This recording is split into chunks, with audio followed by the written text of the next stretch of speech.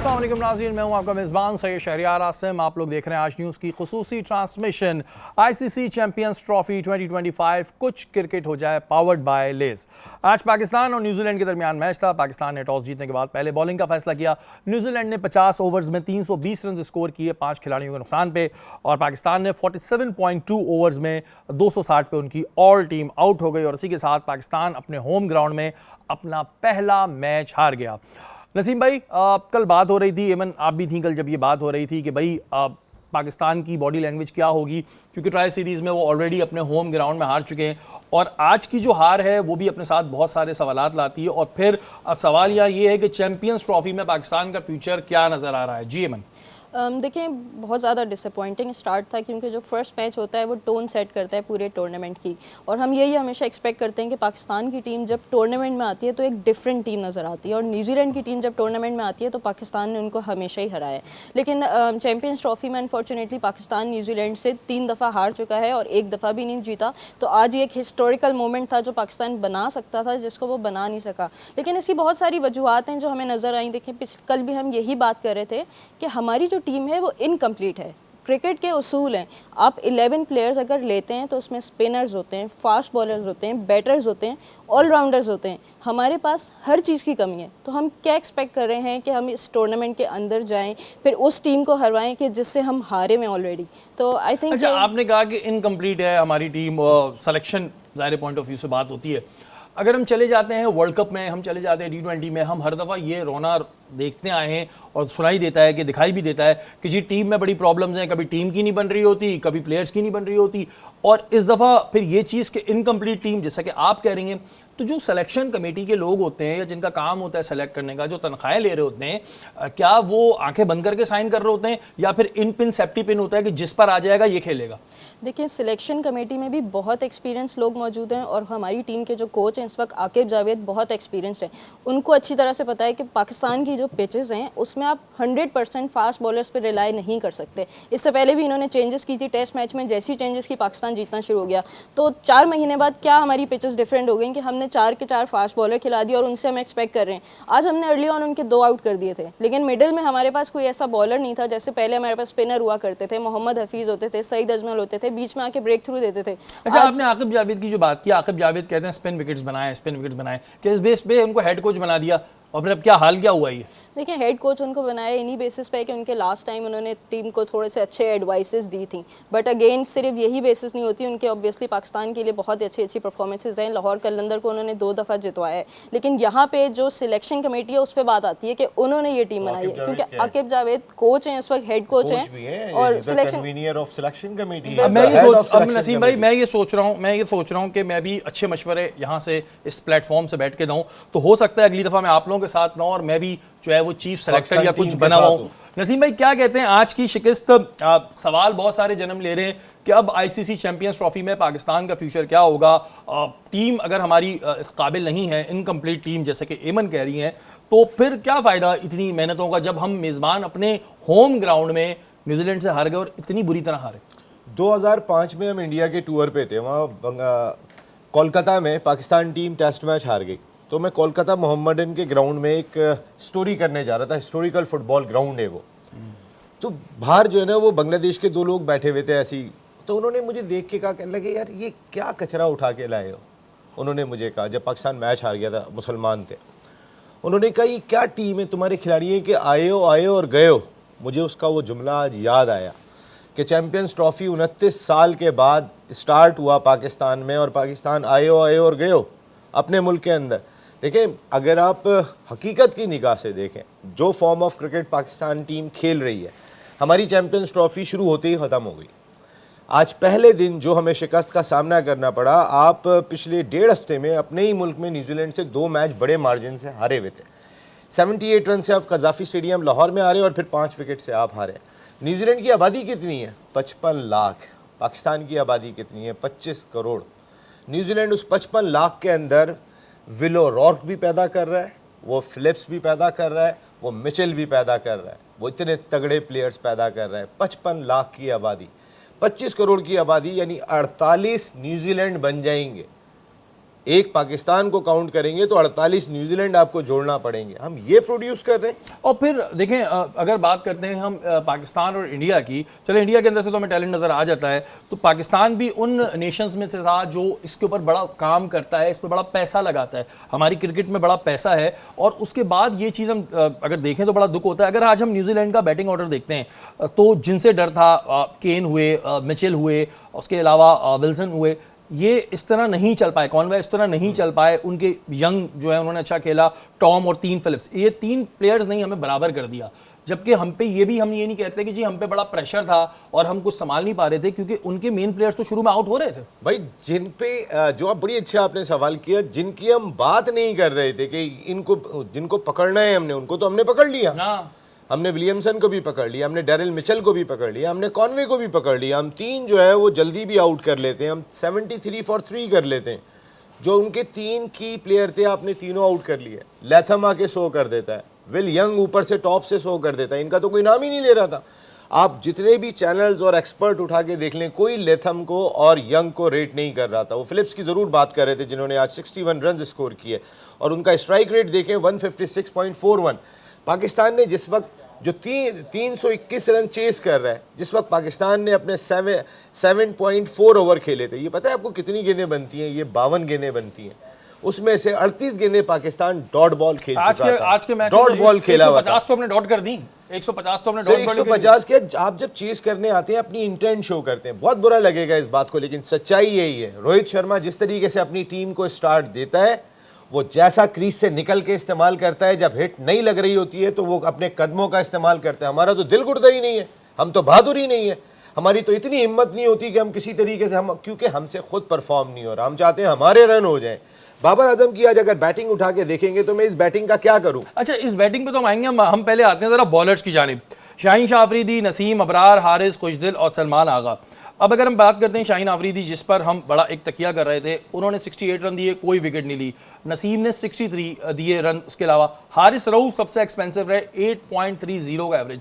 नसीम भाई, ये चीज़ें लेकर हम अपने होम ग्राउंड में उतर रहे हैं, तो हमारे बॉलर्स को भी फिर सलामी है कि जिस तरह की इनकी ट्रेनिंग हो रही है या ये ग्राउंड में जाके परफॉर्म कर रहे हैं। 4 दिन पहले आकिब जावेद, सिलेक्शन कमेटी के कन्वीनियर, इंटरिम हेड कोच और पाकिस्तान क्रिकेटिंग थिंक टैंक का सरबराह, वो प्रेस कॉन्फ्रेंस कर रहे थे और वो ये बात कहते हैं कि जो 3 फास्ट बॉलर जिनके अभी आपने नाम लिए हैं, दुनिया में किसी के पास भी ऐसे फास्ट बॉलर नहीं है जो पाकिस्तान के पास है।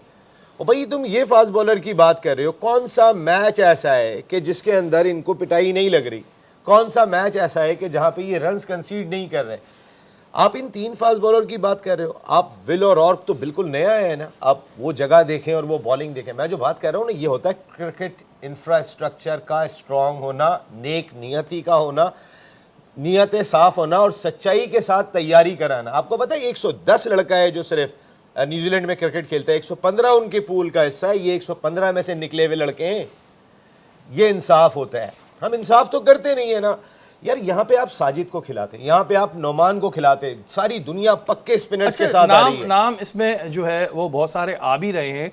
और फिर वही वाली बात है कि जैसे कि मोहम्मद आमिर ने भी कहा कि जो हारिस रऊफ हैं, इनके साथ ज़ाती एक तरीके से है कि जो इस तरह की इंजरी होती है, सवाल मैं आपसे इस पर कर रहा हूँ कि आप भी इंजरी को फेस कर चुकी हैं, इसमें रिकवर होने में ही 6 वीक्स लगते हैं। अब हमें एक बस बॉलर चाहिए था, हमारा पता नहीं क्या दिमाग है कि हम वो कहते हैं ना एक मस्जिद बनाई हुई है जी, इससे बाहर नहीं आना है हमने।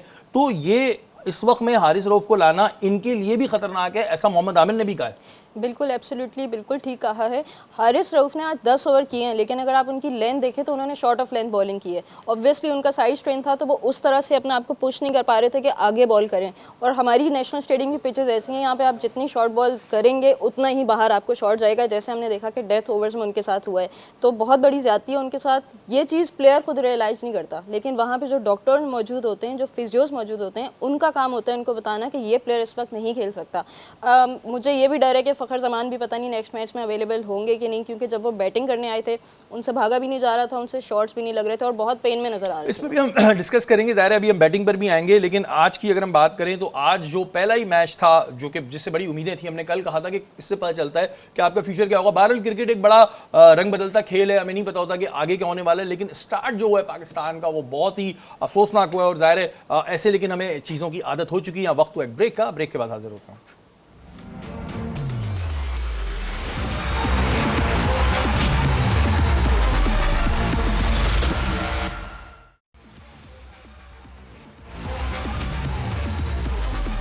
वेलकम बैक नाज़रीन, आप लोग देख रहे हैं आज न्यूज़ की खुसूसी ट्रांसमिशन। आईसीसी चैंपियंस ट्रॉफी 2025 कुछ क्रिकेट हो जाए, पावर्ड बाय लेज। जैसा कि हम ब्रेक पे जाने से पहले बात कर रहे थे बॉलिंग के हवाले से, अब हम बात करेंगे बैटिंग के हवाले से। बड़ी अच्छी हमारी बैटिंग रही है जी, बड़ी ज़बरदस्त बैटिंग रही है। नसीम भाई, सबसे पहले तो मैं शुरुआत करूँगा कप्तान साहब से। फ़खर जो थे अनफॉर्चुनेटली वो इंजर्ड हो गए। अब हमारे पास एक ये भी इशू आता है कि हमारे पास ऑप्शंस नहीं होते। अगर अल्लाह ना करे इस टूर्नामेंट में फ़खर इंजर्ड रहते हैं तो फिर हम उनकी जगह किसको रिप्लेस करेंगे। दूसरी चीज़, चले जी, फ़खर के साथ एक वाक़या हो गया था, सऊद शकील से ओपन करा दी। रिजवान खुद क्या डर रहे थे, जो उन्होंने कहा कि नहीं मैं ज़रा देख लूँ, पहले बॉलें वॉलें वो लोग खेल लें फिर मैं आऊँगा, और आने के बाद भी उन्होंने 3 रन स्कोर किए 14 बॉलों पे। ये हमारे कप्तान साहब हैं मोहम्मद रिजवान। देखिए, ये कहना कि फ़खर नहीं थे, अनफॉर्चुनेट हो गया, इस परफॉर्मेंस में कोई भी होता कुछ नहीं होता। लेकिन फ़खर क्यों नहीं थे? फ़खर इसलिए नहीं थे कि फ़खर को जब पाकिस्तान की फील्डिंग के दौरान इंजरी हुई थी और उन्हें बाहर जाना पड़ा था ग्राउंड से, उसकी वजह से वो 20 मिनट तक बैटिंग के लिए नहीं आ सकते थे। 17वें मिनट में सऊद शकील आउट हो गए तो रिजवान को 1 डाउन पोजीशन पे आना पड़ा। ये बहुत ही आपका बहुत लॉजिकल क्वेश्चन है। देखिए, कप्तान जो होता है वो फ्रंट से लीड करता है, वो तगड़ा होके सामने आता है। आज तो आपको पूरा मौका मिल गया था जब फ़खर जमान नहीं थे। आज आप बजाय सऊद शकील को भेजने के बाबर और आपने इतने अरसे इस मुल्क के लिए ओपन मुझे याद पड़ता है जब सरफराज कैप्टन थे तो ये बोला करते थे मुझसे और सरफराज से अच्छा तो ओपनिंग, मुझसे और बाबर से अच्छा तो कोई ओपनिंग पेयर ही नहीं है। हाँ। और इनका रहा है, ऐसा नहीं है कि इनका नहीं रहा। नहीं, कोई इस ओपनिंग पेयर ने पाकिस्तान की क्रिकेट को इस मकाम पे लाके खड़ा किया है। हम 160 रन की टीम बन के रह गए थे। सारी दुनिया देखें किस लेवल की क्रिकेट खेल रही है। बाबर और रिजवान ने पाकिस्तान की T20 टीम को भी 160 रन की बना दिया था। अनफॉर्चुनेट ये था कि दूसरे पीछे मौजूद नहीं थे, लेकिन हमने आने ही नहीं दिया किसी को। हमने एक ग्रुप बना के रखा था, उस ग्रुप ने जो है वो बाकियों को दरमियान में दाखिल नहीं होने दिया। कहाँ है इरफान नियाजी? इरफान नियाजी आपको एक अच्छा पावर हिटर भी मिला था, मिडिल लोअर ऑर्डर में आके बैटिंग कर रहा था। इरफान नियाजी को आप वैसे कैरी करते रहे और क्रूशल मूवमेंट आया तो वहाँ पे आपने बदल दिया। ऐसे बहुत सारे सवाल हैं कि वो प्लेयर कहाँ पर है। आपके टॉप ऑर्डर पे इमाम नहीं थे, इमाम को भी डिसिप्लिनरी ग्राउंड पे आप ही ने बाहर किया था, इसी क्रिकेट बोर्ड में बाहर हुआ था। अगर इमाम नहीं थे तो शान मसूद आपके पास मौजूद थे। आप आज जो बात कर रहे हैं कि जी आपके सिलेक्टर से पूछा जाता है तो सिलेक्टर ये बात कह देते हैं कि बाबर ओपन करेंगे फ़खर के साथ या फिर सऊद करेंगे। भाई सऊद क्यों करेंगे? सऊद ने कितनी ओपन की है, सऊद ने कितनी नई गेंद खेली है? यहाँ तो आपके सिलेक्टर को ये स्टेटमेंट देना था। मेरे ख्याल शर्म आनी चाहिए हमारी थिंक टैंक को कि यार आप बहादुर ही नहीं हो, आपका ना यहाँ से तगड़े हो ना यहाँ से तगड़े हो, आप पता नहीं कैसी क्रिकेट खेल रहे हो। और मुझे जहां तक सऊद की बात है, अब मुझे याद नहीं पड़ता शायद उन्होंने डोमेस्टिक में भी कभी ओपन नहीं की होगी। मैं यही तो उसको आपने भेज दिया। अच्छा नसीम भाई, और रिजवान नीचे नहीं आते ओपनिंग से, वो अच्छा, आने ही नहीं चाहते। अब ये तो रिजवान की तो यहाँ पर कैप्टन भी शिप जो है वो भी नजर आ गई है और उनकी परफॉर्मेंस भी नजर आ गई। अब हम थोड़ी बात करते हैं बाबर की। आपने सवाल भी कर लिया था किंग बाबर, तो उन्होंने कहा किंग नहीं बोलो, वैसे सही कह रहे थे, किंग नहीं बोलना चाहिए। 90 बॉल्स उन्होंने खेली हैं, 90 बॉल्स पे उन्होंने 64 रन बनाए। उनका अगर हम स्ट्राइक रेट देखते हैं तो 71।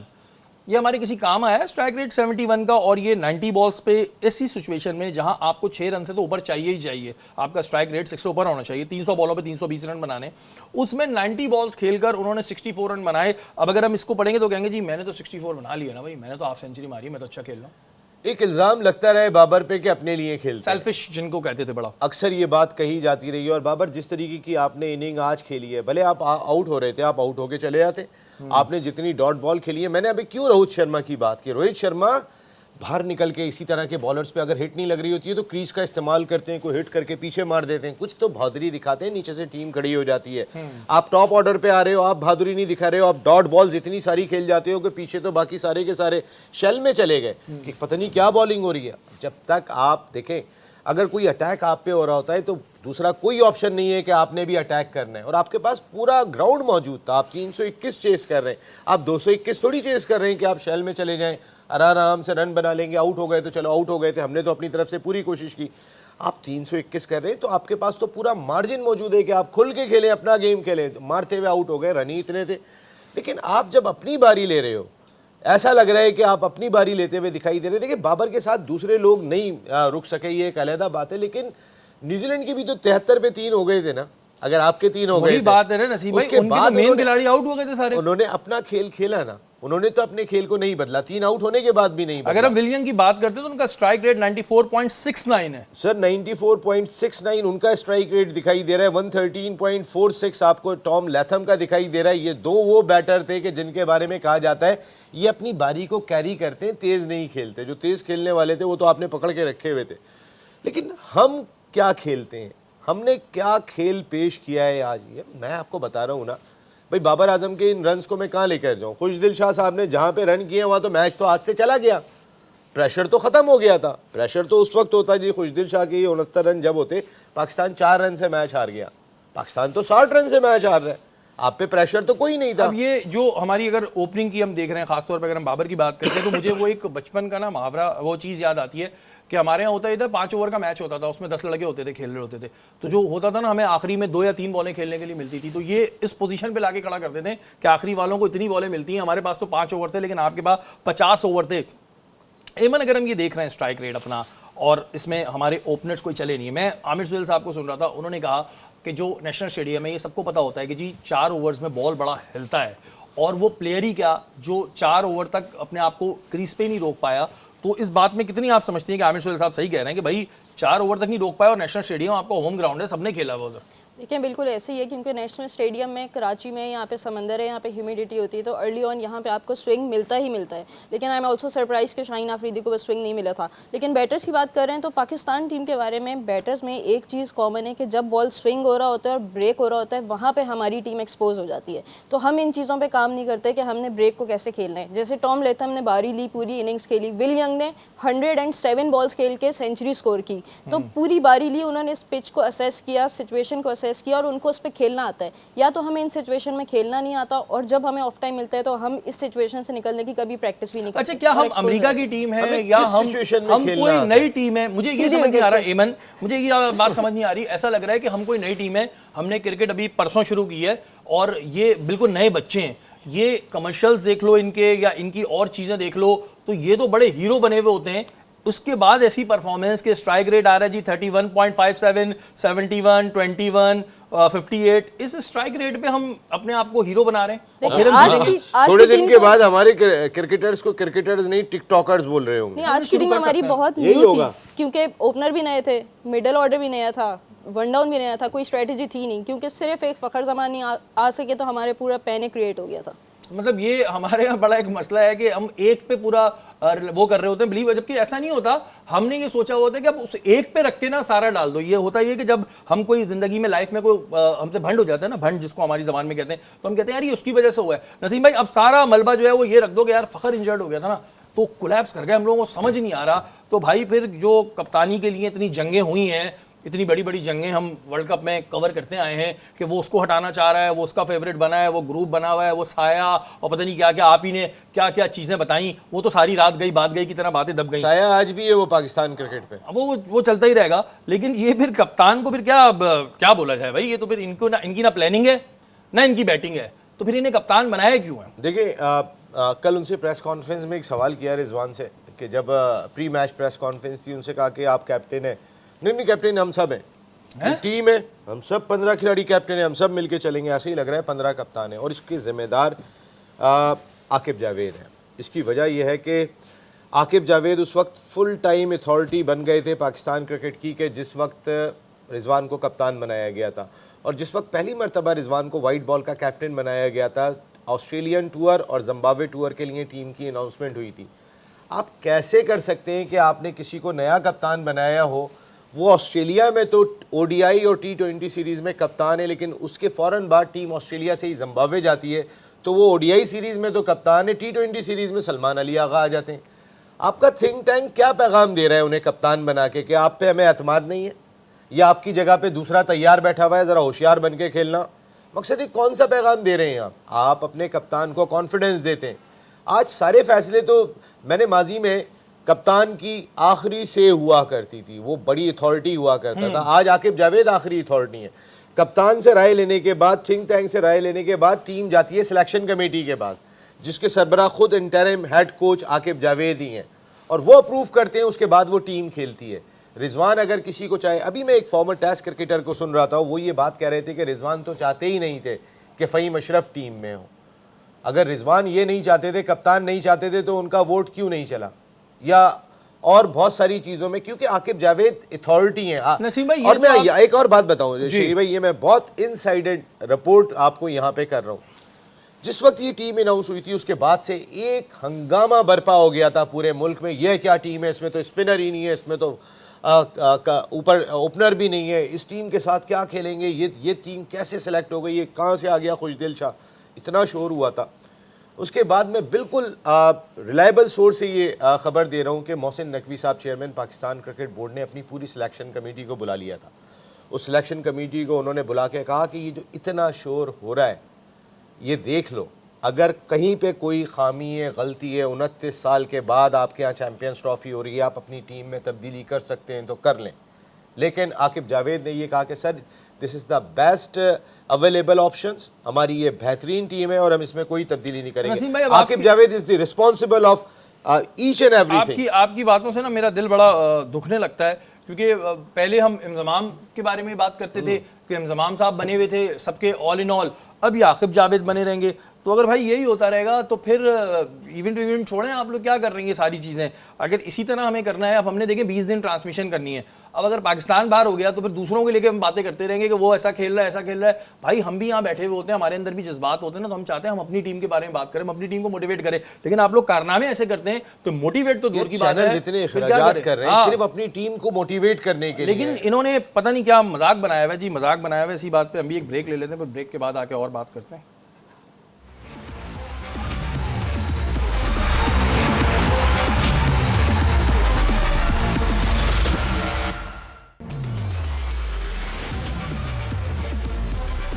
वेलकम बैक नाज़रीन, आप लोग देख रहे हैं आज न्यूज़ की खुसूसी ट्रांसमिशन। और पाकिस्तान ने जो आज परफॉर्मेंस दी है उस पर हर जगह ही बात हो रही है। सोशल मीडिया पर अगर हम देख रहे हैं तो बाबर के खिलाफ भी बड़ी ट्रोलिंग हो रही है और रिजवान के ऊपर भी बात होनी चाहिए कि रिजवान खुद क्या कर रहे हैं। नसीम भाई, शाहिद भाई एक नाम ले रहे थे, शाहिद खान अफरीदी, आपके बेस्ट फ्रेंड, एक बड़ा नाम ले रहे हैं कि कोई ऑफ स्पिनर साजिद खान है। उनको उन्होंने कहा कि उनको होना चाहिए था टीम में, स्क्वाड में होना चाहिए था, और उन्होंने उनकी बैटिंग की भी तारीफ की कि वो छक्के भी अच्छे मार लेते हैं। तो क्या साजिद खान की वाकई जगह बन रही थी? बिल्कुल बन रही थी साजिद खान की जगह, बिल्कुल ठीक कह रहे हैं शाहिद खान अफरीदी। बिल्कुल मेरे ख्याल में सिर्फ साजिद खान नहीं, नुमान अली की भी जगह बनती थी इस टीम के अंदर। इस टीम के अंदर अगर इनमें से कोई एक आप हटा रहे हैं तो शादाब मच बेटर चॉइस, क्योंकि वो लेग ब्रेक बॉलर है, लेगी है।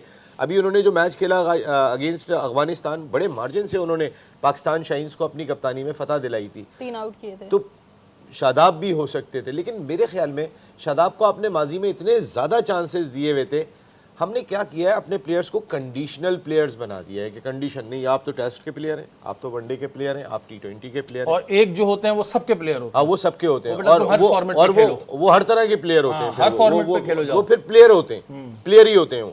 मैं जो बात आपको कह रहा हूँ ना, मैं ये बात आपसे कह रहा हूँ कि यहाँ पर आपके पास पक्के स्पिनर्स की कमी बहुत शिद्दत से महसूस की गई। आपके देखें, Abrar is a mystery spinner, Abrar general लेगी नहीं है, अबरार लेफ्ट आर्म स्पिनर नहीं है, अबरार ऑफ स्पिनर नहीं है। मिस्ट्री स्पिनर्स बहुत ज़्यादा इफेक्टिव भी होता है, लेकिन उसके साथ जब कोई एक पक्का स्पिनर होता है तो जिस जगह पे मिस्ट्री स्पिनर्स को अगर मार पड़ जाए तो संभालना मुश्किल हो जाता है। और अगर आज हम स्ट्राइक रेट पे भी देखते हैं तो सबसे कम जो रन दिए हैं 10 ओवर में वो अबरार ने ही दिए हैं। अबरार ने ही अच्छा नसीम भाई, जो आपने बात की और शाहिद भाई ने भी की कि साजिद होने चाहिए थे, तो फिर जब आप भी ये बात कर रहे हैं, एक सीनियर प्लेयर भी इतने बात कर रहे हैं, तो जो सेलेक्टर्स होते हैं उनकी कोई आपस में लगी हुई होती है कि नहीं अबरार नहीं, ये जो है साजिद है, ये नहीं, कोई साजिद ने कुछ किया तो नहीं, किसी की बात ना मानी हो, कुछ ना किया हो, क्यों उसको नहीं लिया भाई? मैं पूरा थिंक टैंक एक तरफ रख देता हूँ, मैं रिजवान टीम के कैप्टन को एक तरफ रख देता हूँ, मैं सेलेक्टर अजहर अली को, असद शफीक को, सबको एक खाने में रख देता हूँ और एक तरफ आकिब जावेद को रख देता हूँ। आखिरी फैसला आकिब जावेद का है, किसी का भी नहीं है।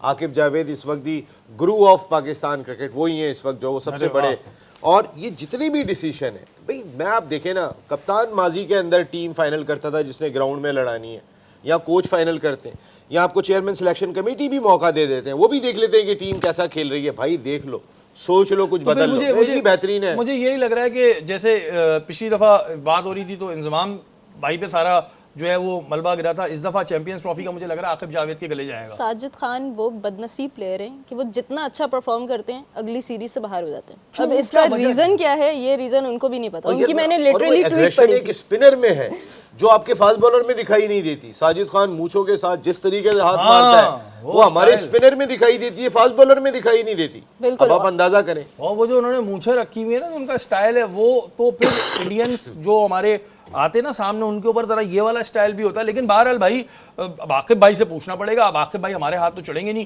कभी चढ़ेंगे तो पूछेंगे भाई क्या बिगाड़ा है उस बेचारे ने अब कि नहीं मुझे ले भी रहे? सवाल नहीं करने दिया प्रेस कॉन्फ्रेंस में आकिब भाई से, तो मैं भी पूछना चाहता तो था आपको क्या लेकिन रोक दिया किसी ने? आप तो सब नहीं, सवाल कर प्रेस लेते हैं। कॉन्फ्रेंस में बैठे हुए थे, वहां पे मैं हाथ उठाता रह गया। हमारे मीडिया मैनेजर ने मुझे आकिब से सवाल नहीं करने दिया, आप गोके उन्होंने बीच में मुझे शोर कर रिजवान देते? से करने दिया। आप शोर कर देते, आप साथी हैं, आप बोलते भाई इधर भी सुन लो। असल में कहीं ना कहीं कुछ एक डिसिप्लिन भी या मेंटेन क्रिकेट की करना होता जो है। प्रेस कॉन्फ्रेंसेज होती हैं उनमें जरा इस तरह बैठना पड़ता है, ज्यादा शोर नहीं कर सकते। प्रेस कॉन्फ्रेंस के यहाँ की प्रेस कॉन्फ्रेंस को ज़रा एक तरीके के साथ मेंटेन किया जाता है। पाकिस्तान क्रिकेट बोर्ड का जो टीम के साथ मीडिया मैनेजर होता है वो बताता है जी आप सवाल करेंगे, आप सवाल करेंगे। अगर वो आप पे इशारा ही ना करे तो फिर मैं कहता रह गया था लेकिन मुझसे सवाल नहीं लिया। फिर मैंने उनको कहा भाई आपने मेरा सवाल नहीं लिया। और मैं पूछना चाहता था आकिब जावेद साहब, मुझे सिर्फ ये बता दें, आप जिनको ऑलराउंडर कह रहे हैं, खुशदिल शाह, सलमान अली आगा, अगर ये ऑलराउंडर हैं तो फिर हार्दिक पांड्या और जडेजा क्या है? आप अगर कहते हैं कि मैं बाबर आजम, वो कह रहे, अब आप अंदाज़ा करें, आपके हेड कोच कहते हैं कि बाबर आजम इतना टेक्निकली साउंड बैटर है कि कराची की कंडीशन तो इतनी सीधी सादी सी कंडीशन है, यहाँ पर तो आपने 6 ओवर गुजारने होते हैं और स्टडी बैटिंग से, उसके बाद सब खुल जाता है। यहाँ पता चलता है 6 ओवर में 2 आउट हो जाते ये हैं। मीडिया मैनेजर कौन है? नाम जरा मैं जानना चाहूंगा। ऐसी क्या नाम? थोड़े ऐसे बहुत ऐसे सारे ही पूछ रहा हूँ, किसने आपको नहीं देखा? कौन सा था जिसको आप हाथ हिला रहे थे उसने आपको नहीं देखा? अब नाम बताएं आपने। उन्होंने अब मुझे देख लिया हो। हाँ भाई, इतने नसीम भाई दिख जाते हैं माशाल्लाह, आप देखा करें। अच्छा, इमाम ने फिटनेस टेस्ट इमन पास कर लिया, मुबारक हो आपको बहुत बहुत। और अब उनका चांस है कि उनको शायद जो है सेंट्रल कॉन्ट्रैक्ट मिल जाए इमाम को। बहुत वियर्ड बात है क्योंकि इमाम उल हक तो काफ़ी टाइम से टीम के साथ थे और उन्होंने फिटनेस टेस्ट फेल क्यों किया ये उनसे क्वेश्चन करना चाहिए पहले तो, सबसे पहले। लेकिन अब पास कर लिया तो चले मुबारक हो। बट अगेन वही बात है ना कि उनको बहुत ज़्यादा चांसेस मिल गए थे, अभी हमें उनकी ज़रूरत थी। और अगर फिटनेस टेस्ट उन्होंने फेल किया हुआ था तो किस तरह से वो आते? अब सेंट्रल कॉन्ट्रैक्ट के लिए अगर आपने खेलना है सिर्फ, तो मेरा नहीं ख्याल कि इस तरह से कोई बात बनती है। सेंट्रल कॉन्ट्रैक्ट के खातिर आपने फिटनेस टेस्ट पास किया, लेकिन जब आप थ्रू आउट टीम में थे तो आपकी फिटनेस नीचे क्यों गई? तो ये बहुत सारी कंसर्निंग चीज़ें होती हैं जो हमारे प्लेयर्स को माइंड में रखनी चाहिए कि ऊपर जाना है, टीम के अंदर कंसिस्टेंट रहना है तो परफॉर्म भी करना है, फिटनेस को भी मेंटेन रखना है। पैसा हर तरह से आ जाएगा, लेकिन आई डोंट थिंक सो कि फिटनेस टेस्ट पास इसलिए किया कि उनको कॉन्ट्रैक्ट मिल जाए। तो बड़ा इस पे वो हो रहा है कि इमाम ने फिटनेस टेस्ट पास कर लिया। यहाँ ये बड़ा सही ये बात कह रही है कि पहले फेल क्यों हुए थे भाई, ये भी तो बताओ। और बहुत चांसेस दिए इमाम को। बहरहाल पीसीबी की मर्जी पे, पीसीबी का मसला है जो भी है। लतीफ़ भाई, बात करते हैं इंडिया की। इंडिया वर्सेस बांग्लादेश कल मैच भी है, लेकिन मैं देख रहा था एक वीडियो मेरी नज़र से गुजरी कि जब इंडियन टीम पहुंची दुबई तो कोई ऐसा खास इस्तकबाल नहीं हुआ, कोई ऐसा कोई उनको फूल की पत्तियां नहीं फेंकी गई, कोई उनको वेलकम नहीं किया गया। बेचारे ऐसे ही आ रहे थे और मैं देख रहा था, इधर उधर देख भी रहे थे कि कोई आओ तस्वीर खिंचवाओ, कोई ऑटोग्राफ लो। पाकिस्तान आते तो कितनी उनको इज्जत मिलती। देखिए, ये इंटरनेशनल क्रिकेट काउंसिल का इवेंट है। बाकी टीमों को इसलिए इज्जत मिली कि पाकिस्तान मेज़बान मुल्क था और उसने सबका इस्तकबाल भी किया, सबको अजरकें भी पहनाई, सब पे फूल की पत्तियां भी निछावर की।